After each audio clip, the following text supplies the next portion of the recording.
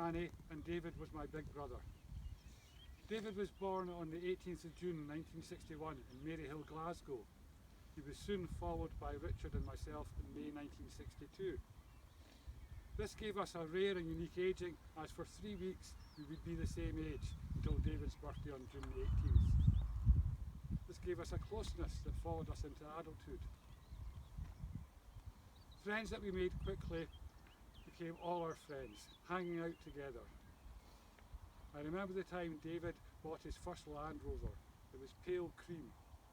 Not happy with that, he gathered our friends and we headed on a Sunday morning to the old Woolco car park. Armed with black paint and brushes, we proceeded to paint the Land Rover Dactari striped style. We were all chuffed at the team effort and it was a fun day. Dennis, as he affectionately named his Land Rover, became quite the wow factor on the roads, turning heads wherever he went. Growing up in Craigshill in the day, there was so much roaming around. A favourite haunt was Almondvale Country Park, where many a day was spent with our friends exploring, carrying on, laughing and winding each other up. In our late teens, we would meet regularly in the Tower pool room on a Friday or a Saturday night, and after Jim and I had beaten everyone at pool, I have to say that was Annie, not me, including David and Richard, we would then wander along to the syrup stain where we stayed, gathered around the Space Invaders machine, drinking ales until Jim's mum would kick us out at closing time. Whereupon we would wander along to David's after the pub and listening to music on his amazing KEF speakers. We all shared a love for music. David would play his guitar, lost in his own world. Today, Dougie, Kevin, Carl, Jim, Callum, Dee still remain close friends. Through our memories of friendship and loyalty, through thick and thin, we grew up and navigated life's journeys. I loved when we siblings hadn't seen each other for long enough, how we would just fall into our conversations of life, debates, catch-ups and humour. From an early age, David had a clever, inquisitive and intelligent mind.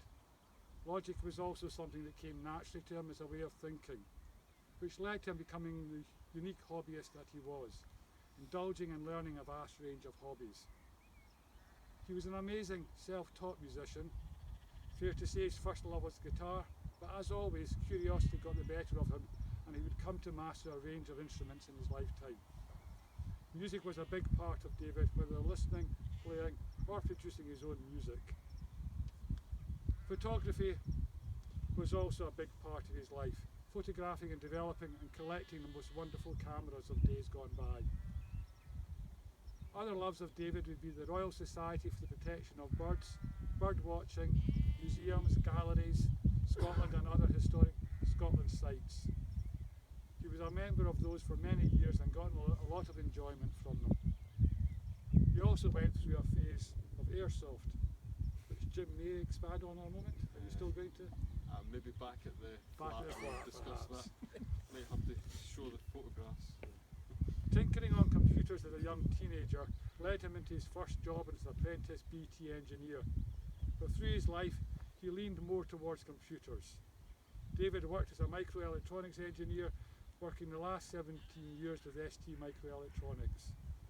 Some of our last conversations were about his job and the company he worked for. He spoke highly of ST, saying they look after their own well.